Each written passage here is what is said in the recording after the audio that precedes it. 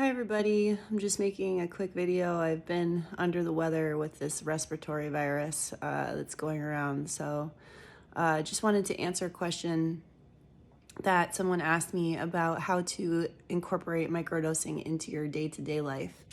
I'd say I'm about to microdose right now because I've been sick. So I find that if I'm sick or if I'm going through something that needs healing, whether it be on a physical level or an emotional level, or maybe I perceive it on a spiritual level, I will gravitate more towards taking the microdoses at that time. And then if my life is kind of busy and I have to drive a lot, go do errands, deal with bureaucracy, stuff like that, I will kind of lay off the microdosing. If I have to be on the phone with bank kind of stuff or do bookkeeping, that kind of stuff, I will tend to not want to microdose. But if my days are filled more with making medicines, foraging, that part of my work, the more creative, nature-based part of my work, or if I'm in a healing space, healing myself or my family, looking for some sort of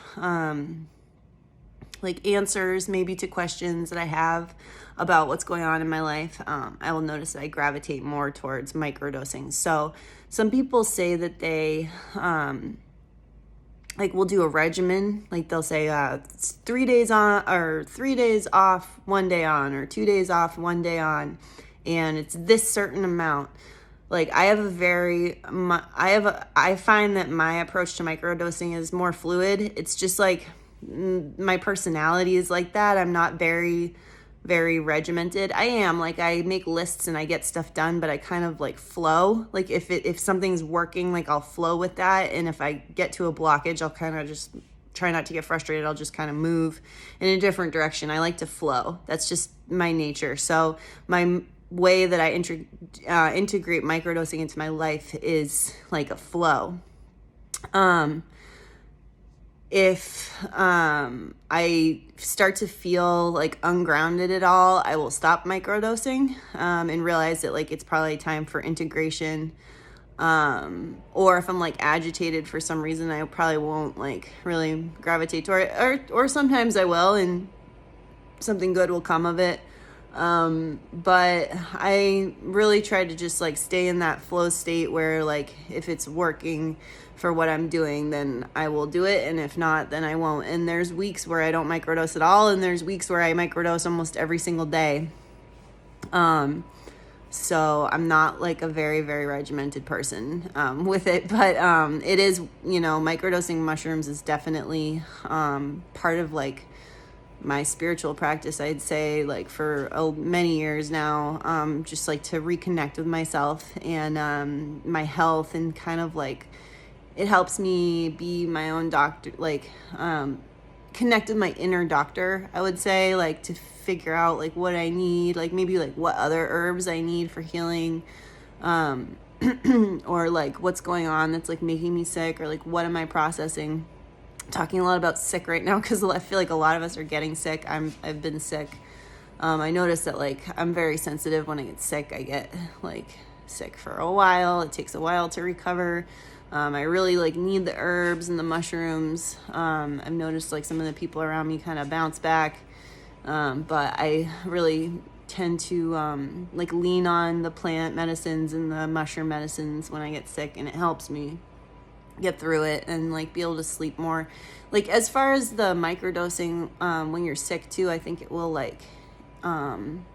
affect us differently. I've noticed when I take the sacred blue mushroom when I am well, physically, it tends to energize me. There might be a period after I microdose where I need a short nap, maybe 20 minutes, and then I'm back up and creative and up and running. But rarely do I some people are different though. They tell me that the sacred blue mushroom, especially when it's in the honey blends that I make, it will make them sleepy and tired and fall asleep. So for me, it's more than adaptogenic. It's it's a sacred mushroom. It's very savvy, and it's definitely for me, it's a fungal spirit medicine. It kind of gives us what we need. It knows us very well. It's a very ancient technology, and And so like if I'm under the weather, I've noticed like I can microdose with my honeys and it will put me to sleep. Like it will put me into a healing state, whatever that may be. Like if the healing state is that I need to like up my creativity and stoke that fire and get things done, it will kind of put me there. And if it will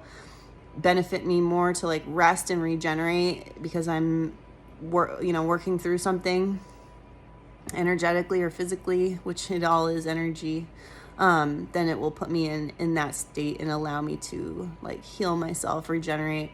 So that's kind of like how I guess I incorporate it into my daily life. And there's other things too. Like I think that the sacred mushroom helps me or it encourages me to gravitate towards things that resonate with my higher frequencies. Like instead of wanting to like zone out, like I'll be more inclined to like make some kind of like healing tonic, or I'll want to like read a book about something that I'm working on or interested in, and just like progress myself in a way that like makes me proud of myself, rather than like junk out or like zone out.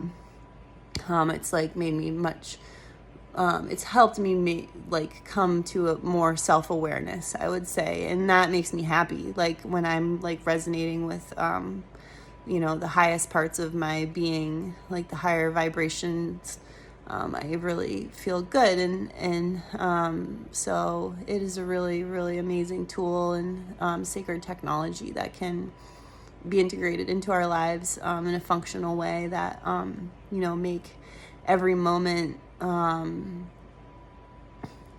more understood for what it is, like a sacred time and space, and just like appreciate the value of the moment and stay in the moment. That's mushrooms. So it puts that remembrance of sparkle into life when sometimes life can feel devoid of that. So it's a really amazing tool to come back to the moment in daily life and find the sacredness in the mundane, like cleaning the house, like figuring out that the magic is right here with us. Like my best magic is cleaning my house. And by house, I mean like my space, like where we live, but also like my mind, going through my stuff, like getting rid of what's not serving me anymore. This is like a metaphor for the physical and the ethereal. Cleaning house is a super powerful magic. So the mushrooms kind of like clean. They use mushrooms to bioremediate toxic spills in nature. So think about what that could do for you on an energetic level.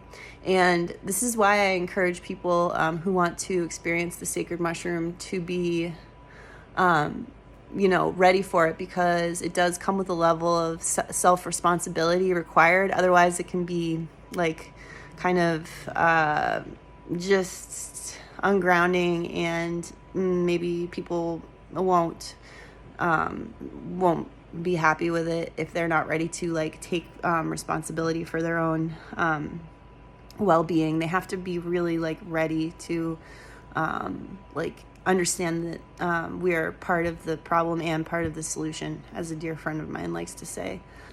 So yeah, mushrooms are remediators. They're bioremediators. They're energetic remediators. They're teachers. They're cleaners. They're organizers. They're sacred medicine. So if you can incorporate that sacred medicine into the sacred medicine that is the daily, the mundane, I think it's an amazing recipe for prosperity and just well-being, and even just raising our vibration collectively as individuals and rippling that out into our families, our communities, and just raising the collective vibration coming together. So creating these networks that are so important for growth as a as a human race, and coming together instead of being driven apart. It's medicine.